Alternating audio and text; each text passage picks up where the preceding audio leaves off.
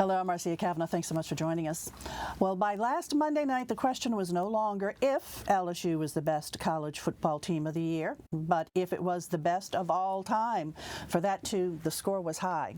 We'll look tonight at the season and at the president, who also crossed the goal line at the Dome. In Baton Rouge, it was gubernatorial inauguration day, but the real huddling was over selecting a new Speaker of the House. We'll listen in.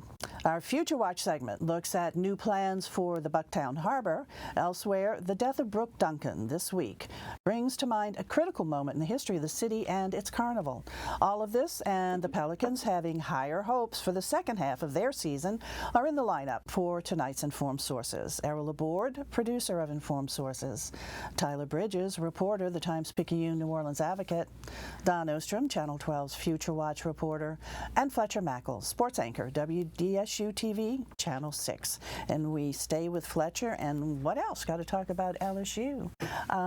Boy, what an accomplishment for those young men. Yeah, it was amazing to be in the Superdome. I've covered all of LSU's national championships. Well, not the one in the late 1950s, but 03 season, 07 season, 11 season, and then this one. And this one just felt different. I don't know why, but it felt bigger. It felt more special. And it was a pretty amazing night, beating Clemson and capping off what was a historic year. Yeah, undefeated season. For the others, for the other championships like that you covered, was it undefeated seasons also? No, they weren't. That was just an incredible accomplishment too when you take a look at what their season was and who they played. Such really wonderful, strong teams. Yeah, without question. And you can make the argument, it's an unanswerable question. Are they the greatest college football team ever? Because it's hard to compare teams from different eras. It's hard to compare teams that will never play. But you can make the argument that they are. I mean, they beat 7 teams of their 15 victories ranked in the top 10. Joe Burrow shattered NCAA records. Offensively, they were one of the greatest teams ever. So arguably, they are the greatest team in college football history. And Joe Burrow set some records that, 60 touchdown passes in 15 games is unheard of. And the player that he broke the record was Colt Brennan from the University of Hawaii, who played here in the Sugar Bowl during the 2007 season. With all due respect to the University of Hawaii, who came big to that Sugar Bowl, the competition paled in comparison to what Joe Burrow faced this year. He had thrown 59 touchdown passes. Joe Burrow now has 60. So the competition that he did it against was amazing. So yeah, a historic season that we may never see again in college football. We know for the longest time in college football there really wasn't a playoff system. It was based on the polls from the AP and the UPI. Then gradually over the last few years they've tried to do some sort of playoff. But this is the closest there is to like a real 4-team playoff system, and so now you really have something to measure with. And let me say this, there's talk of expanding because 2 wasn't enough. I don't know if you have to expand, because here's the thing, there were 3 teams this year. Oklahoma didn't deserve to be there. LSU showed how weak they were. I can't imagine Oregon or Utah would have been a challenge to any of those teams, but there were 3 legit championship teams. LSU, Clemson, and Ohio State were all very good. So I do think the current playoff format, there could be a year where you can make an argument for 5, but again, a year like this year where who's number 4? Is it Oklahoma? Is it Oregon? Is it Utah? Who is it? They were all so weak that you didn't even really need to have a 4th team. You knew it was LSU, Clemson, and Ohio State. So I think that they've at least found a workable model for the time being. Who gets the credit for getting Burrow on the team? Let me say this.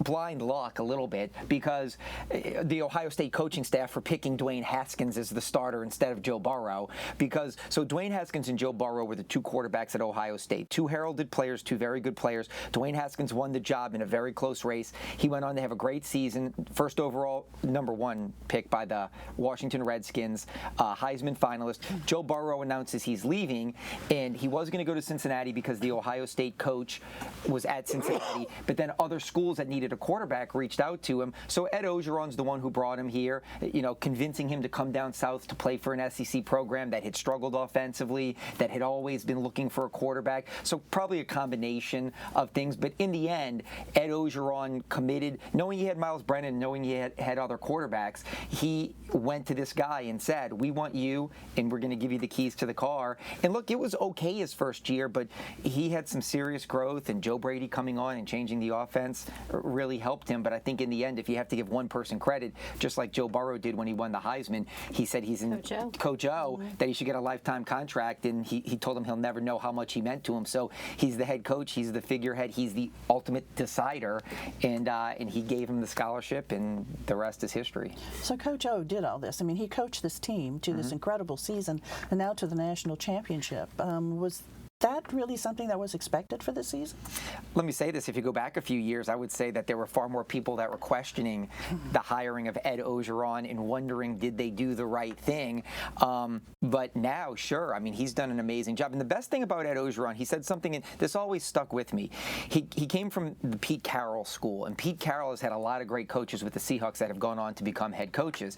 And he said, Pete Carroll always said, I don't want to be the smartest guy in the room. I want to have other great people who do great things, and if that leads to them leaving for great opportunities, so be it. When they're here, we'll all be great. Dave Aranda's a great defensive coordinator. Joe Brady's a great young offensive coach who came from the Saints. He has hired some really great coaches. Now he's watching them all leave. And now he's watching them leave, right. Dave Aranda's going to be the head coach at Baylor. Joe Brady's going to be the offensive. But here's the thing. But they produced maybe the most successful season in college football history, and that's what he does. He jokingly says, I don't want to be the smartest guy in the room. I'm not some know-it-all who tells everybody else what to do. I want great minds in the room, and I think that's confidence in him in understanding that this is truly a team. But that happens anytime a team wins a championship, that they lose their assistant coaches. Sure. Everybody wants a piece of what you have. The New England Patriots, it happens every single year. Yeah. People try to steal their coaches. You just can't duplicate that success sometimes, but everybody wants a piece of your success. Well, certainly fans were made happy. All of the LSU fans, folks in New Orleans, people in that dome really, really yelling a lot, and they also were very happy to see the president. You were there when he arrived at the Dome. You were there at the airport when President Trump arrived. Yeah, right? when Air Force One rolled up on Monday night, and then we did the motorcade to the Superdome, and I was not there, but the president was greeted by the governor. And remember, they had a not so friendly relationship during the gubernatorial campaign, but the president did call Governor Edwards right after the election while he was driving his pickup truck to a meet. And so then on Monday night, yeah, the governor was there and to greet the president, and they both said it was a very cordial conversation. And so what was the schedule like for the president? I mean, he was pretty much in and out, right? All he did was go to he went straight to the Superdome, and he came out onto the field before the game, and I was right there on the sideline. I've only been to the Superdome once before for a game, so I always heard how loud it was. Mm-hmm. Boy, it was loud when the president came out. I heard some USA, USA, and some 4 more years. I'm guessing that most of the cheers were cheers for him. I'm sure there were some boos mixed in, but I'm guessing overall it was definitely in his favor. I'll tell you, watching on television, it was a good night for the president, because that's a pretty gutsy thing when you're a politician, because you don't know if there's going to be boos or organized campaign. And he was booed but once. Well, I didn't hear it on TV, but... No, not here, not tonight, I'm talking about. Yeah. But what I heard was with nothing but cheers. I mean, before a very friendly crowd. And then when the USA chant started, and he turned around and sort of like cheerleading it, it was really a good moment for him. Definitely was. Now, he didn't stay for the whole game, though, from what I understand, right? Right. He was sitting up in a suite above a corner, one of the end zone. He didn't have a 50-yard line seat. And a photographer at one point caught a photograph of him posing with Drew Brees and his family. Mm-hmm. And the photographer told me that photograph went viral. But then the president left late in the third quarter. And I was part of the motorcade back to the airport. It was a kind of a surrealistic scene back at the airport, because Air Force One was there, and it was very foggy. Right. Yeah, that must have been beautiful, though, seeing Air Force One in the fog. Yeah, I took some pictures really of it. Of course you did. Yeah, so I think he got to New Orleans at about 6 o'clock. He left at about 11 p.m., so it was about a 5-hour visit, all centered on the game. And, of course, the First Lady was with him, and she stirred up some, well, not so much controversy as people wondering, what color was that coat? It was pretty shiny, people wondering if it was black or blue. Supposedly the designer says it was black, kind of like blue to me, but at any rate. I thought it was blue, and I was pretty close to it. Yeah, well, the designer said it was black. Can I say one thing real quick? Yeah. You said that was your first game in the Dome. You picked a good one to go to because... Second game. Second game, sorry, second game. Because I've been here 18 years now at WDSU. The 3 loudest games that I can ever remember covering was Gleason's block punt, the Dome coming, the NFC Championship game last year against the Rams, not the the one in '09, although it was loud, and then the game the other night. So you were part of one that was pretty great. Well, great night for LSU.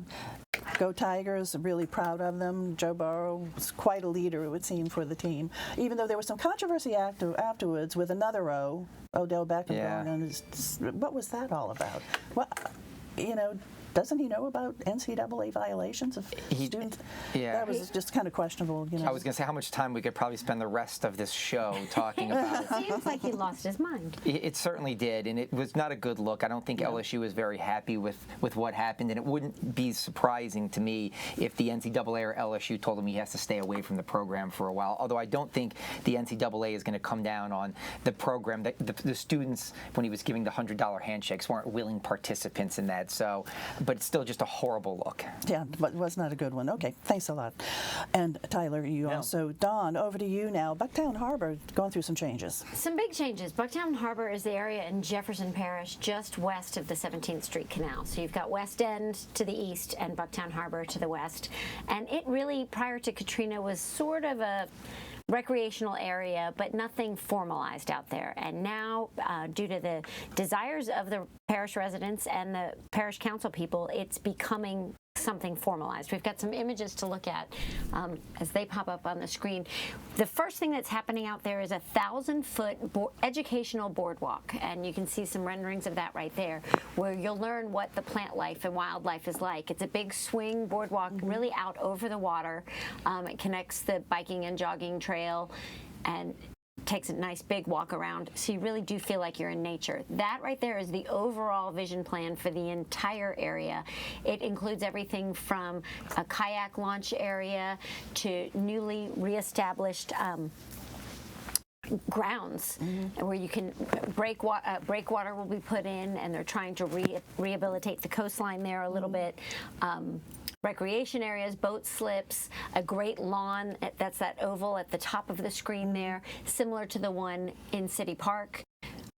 Parish residents, I talked to a parish council person, Jennifer Van Franken, and she said that input they got on this is that people don't want commercial out there at all. They want recreation and family friendly. There's an actual picture of what it looks like out there now, a recent picture as that project is underway.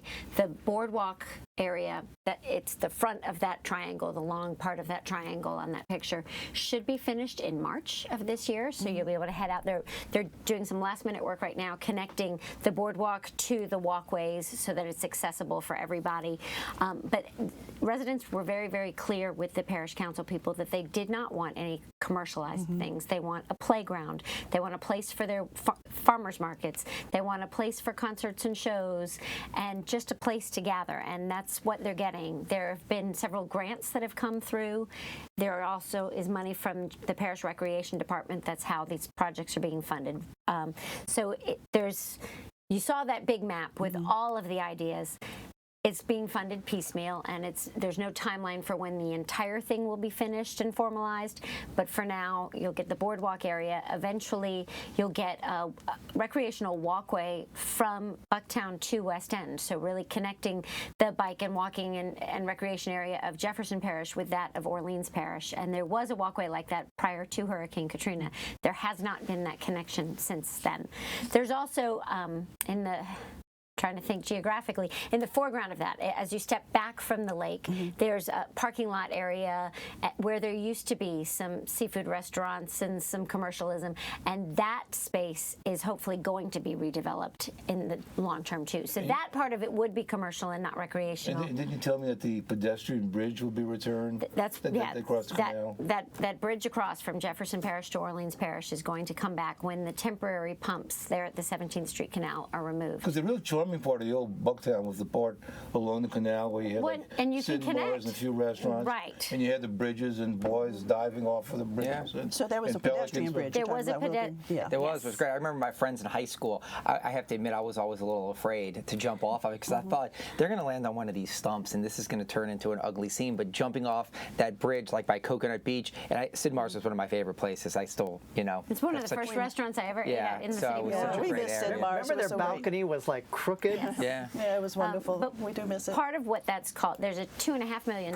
grant for a living shoreline there, and that's where they will put in the breakwaters and a rock jetty where plants can reestablish. Yeah. And you'll be able to walk right out and see what that looks like, but that's part of coastal restoration too. Those living shorelines stop the wave water and wave action a lot more than a bulkhead does. So reintroduction to the coast a little bit Yes, too. And education as well. Education plus recreation, all wrapped up in Okay, one. that sounds wonderful. Thanks a lot, Dawn. You're welcome. Okay, Errol, over to you. This week we lost a citizen who really was so important to the city of New Orleans. Well, Brooke Duncan and his family were very important. His wife was Kitty Duncan, who was an early activist in terms of rebuilding the Audubon Zoo. If you remember the old zoo, and then what became the modern zoo was Kitty Duncan, who was very much behind that.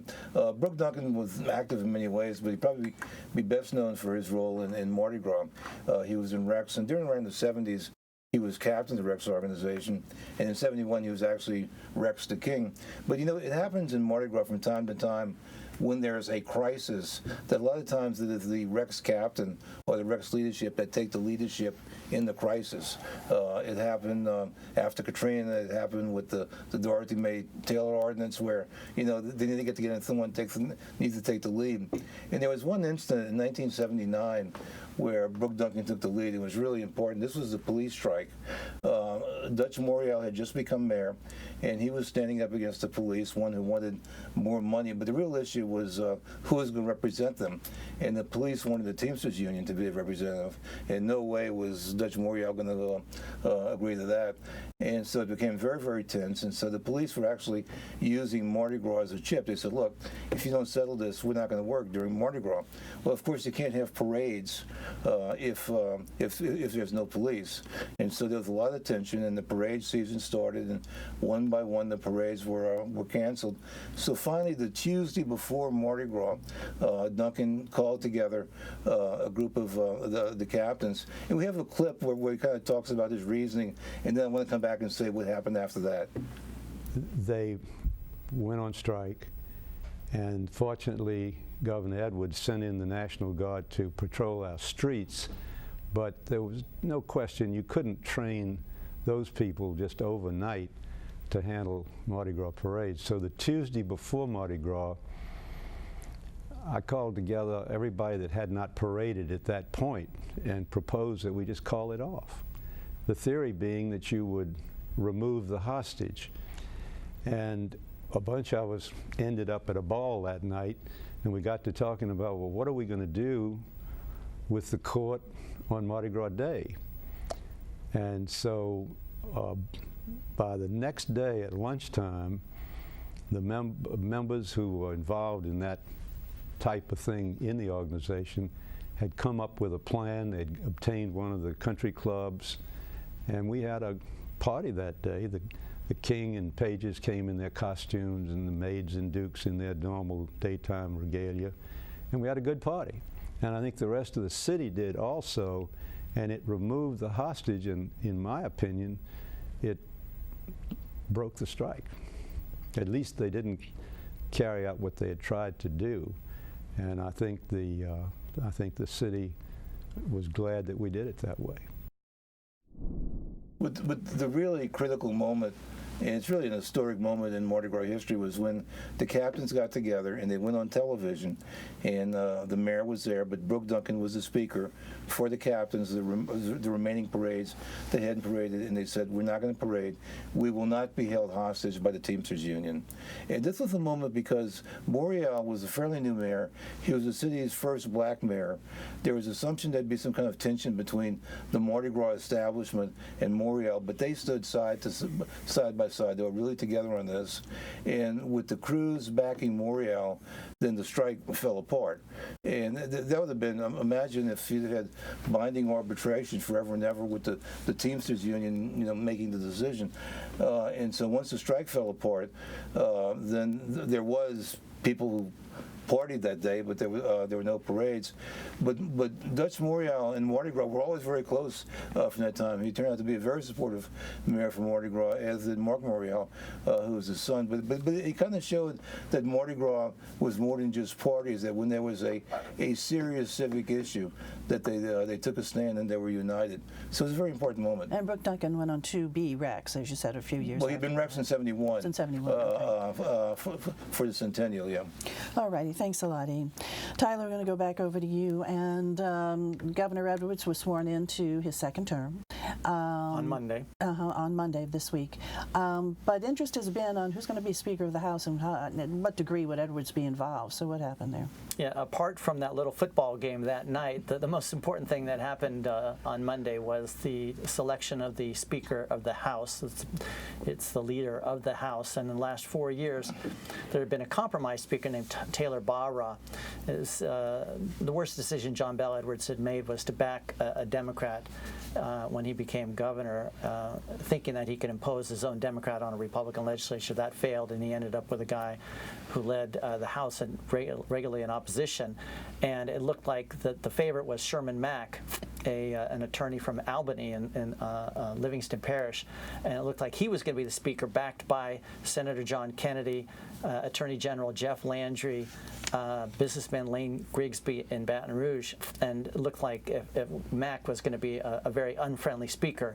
But Clay Schexnayder from Gonzales was able to cobble together enough Republicans and allied with the Democratic caucus, and so they combined forces to elect Clay Schexnayder with 60 to 45 votes for Sherman Mack. And so now the governor has a speaker who's going to be less, we believe anyway, will be less antagonistic to what the governor wants to do over the next 4 years. So the Democrats voted as a block. All the Democrats voted for Schexnayder, right?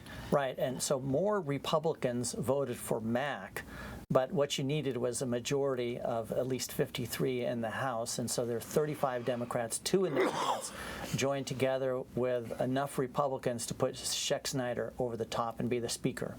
And so what does this mean for committee leadership posts for the Democrats? Should they expect more since they helped Schexnayder get to be Speaker? Yeah, it was very likely if Sherman Mack had been chosen Speaker that no Democrats would be hold any committee chairmanships, and that he would be leading the House regularly in opposition to the governor, as had happened in the past 4 years under Taylor Barra. But now with Clay Schexnayder, undoubtedly some number of Democrats will get committee chairmanships, will have a voice in what the House is doing, and it will probably be more of a bipartisan House than we would have seen under Sherman Mack. So in the comments that I read that Schexnayder had to say after he was selected was sort of praising this choice, not letting, quote, outsiders come in and influence, and showing more unity, that the House would be working for the good of the people, not necessarily partisanship. Well, that was the argument that the Republicans made 4 years ago. Let's be independent. Let's choose our own speaker.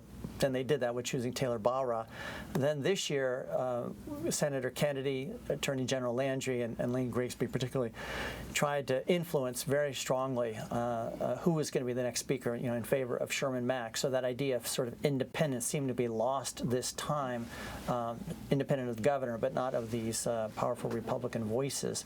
But in the end, Clay Schexnayder was able to hold the line with enough Republicans and then allied with all of the Democrats and a couple of independents to make him be the next speaker. Session begins in March, right? March 9th, yeah. Okay, we'll see how this all plays out. Thanks Yeah. a lot, Tyler.